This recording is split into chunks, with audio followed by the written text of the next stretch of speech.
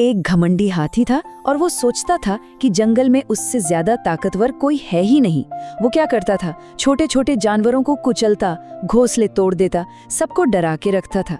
लेकिन फिर एक दिन कुछ ऐसा हुआ, उसका सामना हुआ एक ऐसे दुश्मन से जो आप यकीन नहीं करेंगे इतना छोटा था कि मुश्किल से दिखाई देता था। और उसी नन्हे से जीव ने जंगल के सबसे बड़े, सबसे ताकतवर हाथी का घमंड तोड़कर रख दिया। चलिए इस अद्भुत कहानी को और करीब से जानते हैं। तो कहानी का हीरो है ये विशाल हाथी। सोचिए, जब वो चलता था तो जमीन कांपती थी और जब वो चिंघाड़ता था तो पूरा जंगल सहम जाता था। उसके दिमाग में बस एक ही बात थी, मैं ही सबसे शक्तिशाली हूँ। और यही सोच, यही यकीन उसका सबसे बड़ा भ्रम था। पर जैसा होता है, हर कहानी में एक मोड़ आता है और इस हाथी की कहानी में भी आया। उसका सामना किसी शेर या बाघ से नहीं हुआ, नहीं, बल्कि एक ऐसे दुश्मन से हुआ जिसके बारे में उसने शायद कभी सोचा तक नहीं था। जी हाँ, एक ऐसा दुश्मन जो उसकी आंखों के सामने होकर भी मानो था ही नहीं। और यही बात इस कहानी की जड़ है।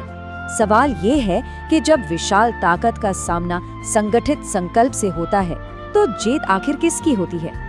तो चलिए सबसे पहले उस दौर में चलते हैं जब पूरे जंगल पर इस हाथी के अहंकार का राज था। एक खूबसूरत जंगल की कल्पना कीजिए। ऊंचे ऊंचे पेड़, मीठे मीठे फल, साफ पानी, सब कुछ बिल्कुल सही था। लेकिन इस शांति को, इस संतुलन को हर रोज कोई भंग करता था, और वो था यही घमंडी हाथी। यहाँ एक दिलचस्प बात है, हाथी की असली प्रॉब्लम उसकी ताकत नहीं थी, नहीं, असली प्रॉब्लम थी उसका घमंड। सोचिए जरा, घमंड करता क्या है? वो हमें अंधा बना देता है ना। हम अपनी कमजोरियों को देख ही नहीं पाते और दूसरों की ताकत को तो बिल्कुल ही नजरअंदाज कर देते हैं। और बस यही हाथी की सबसे बड़ी और कहें तो जानलेवा गलती साबित हुई। और इस अंधेपन में वो करता क्या था, जरा देखिए। मासूम खरगोशों के घर रौंद देना, पेड़ों पर बैठे बंदरों को डराकर भगा देना, हिरणों के पीछे भागकर उन्हें थकाना और मेहनत से बने पक्षियों के घोंसलों को जमीन पर गिरा देना, ये सब उसके रोज के काम थे। वो जंगल में डर का दूसरा नाम बन गया था। लेकिन कहते हैं ना, हर बड़े साम्राज्य का पतन एक छोटी सी चिंगारी से ही शुरू होता है। और इस हाथी के घमंड के किले को गिराने वाली चिंगारी बहुत ही छोटी थी। एक दिन वो अपनी ही धुन में अकड़ कर चल रहा था। रास्ते में चींटियों का एक बड़ा सा घर था जहाँ हजारों चींटियां मेहनत से लगी हुई थी। हाथी ने बिना देखे, बिना सोचे अपना भारी भरकम पैर सीधा उनके घर पर लग दिया। एक पल में सब कुछ तबाह हो गया। ये सिर्फ एक घर का टूटना नहीं था, ये ऐलान जंग था। चींटियों की रानी ने अपनी प्रजा का हाल देखा और फैसला किया। इन शब्दों पे गौर कीजिए, ताकत से नहीं, बुद्धि और एकता से। ये सिर्फ बदला लेने का प्लान नहीं है, ये तो लड़ाई के नियम ही बदल रहा है। ये कहानी का वो मोड़ है जहां हमें पता चलता है कि असली शक्ति शरीर में नहीं, दिमाग और संगठन में होती है। और फिर शुरू हुआ वो हमला, जो हथियारों से नहीं बल्कि एक जबरदस्त रणनीति से लड़ा गया। एक ऐसा हमला जिसकी हाथी ने कभी कल्पना भी नहीं की होगी। अगले दिन जब हाथी एक पेड़ के नीचे सो रहा था, वो अपनी ही दुनिया में मगन था। उसे क्या पता था कि नन्ही चींटियों की एक पूरी सेना चुपचाप, बिना कोई आवाज किए उसके विशाल शरीर पर चढ़ रही थी, एक एक करके, सैकड़ों, हजारों। और फिर हमला शुरू हुआ, एक साथ, हर तरफ से। वो कुछ समझ पाता इससे पहले ही हजारों चींटियां उसकी पीठ पर थीं, उसके पैरों को बुरी तरह काट रही थीं। लेकिन सबसे बुरा तो तब हुआ जब कुछ चींटियां उसकी सूंड और कान के अंदर घुस गईं। सोचिए, ऐसी जगह जहां उसका कोई जोर नहीं चल सकता था। अब वो हाथी पूरी तरह से उन नन्ही चींटियों के बस में था।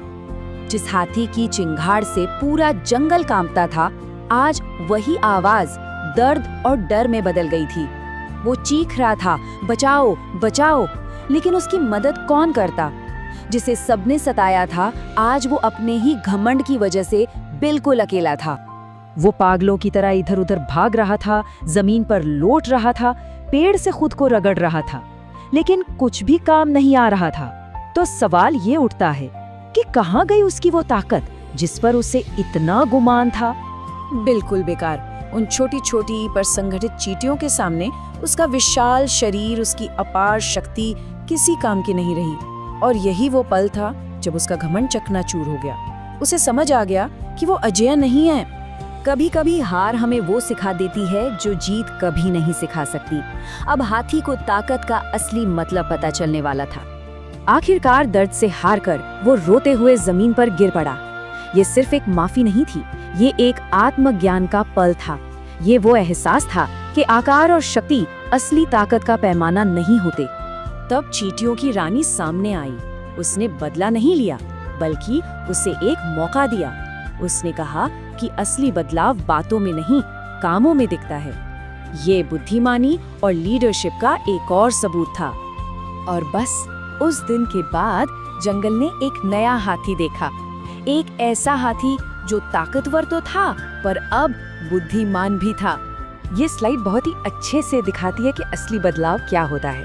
देखिए, हाथी की ताकत तो वही थी, लेकिन अब उसका इस्तेमाल करने का तरीका, उसका नजरिया बदल गया था। जहाँ पहले वो अपनी शक्ति से विनाश करता था, अब वो उसी शक्ति से दूसरों की मदद और रक्षा करने लगा। ये सिर्फ व्यवहार का नहीं, ये चरित्र का बदलाव था। तो इस पूरी कहानी से आखिर हमें क्या सीखने को मिलता है? क्या है जंगल का वो सबसे बड़ा सबक? तो सबसे जरूरी बात यह है कि असली ताकत सिर्फ जिस्मानी ताकत नहीं होती। असली ताकत हमारे व्यवहार में है, हमारी बुद्धि में है और दूसरों के लिए हमारे सम्मान में है। हाथी ने ये सबक बहुत मुश्किल से सीखा, लेकिन ये एक ऐसा सबक है जो हम सभी के लिए बहुत जरूरी है। और आखिर में ये कहानी हमारे लिए एक बहुत बड़ा सवाल छोड़ जाती है। ये हमें बार बार याद दिलाती है कि किसी को भी कभी भी छोटा या कमजोर नहीं समझना चाहिए। तो चलिए सोचते हैं, हमारी अपनी जिंदगी में वो कौन है जिसे छोटा समझना हमारी सबसे बड़ी गलती हो सकती है।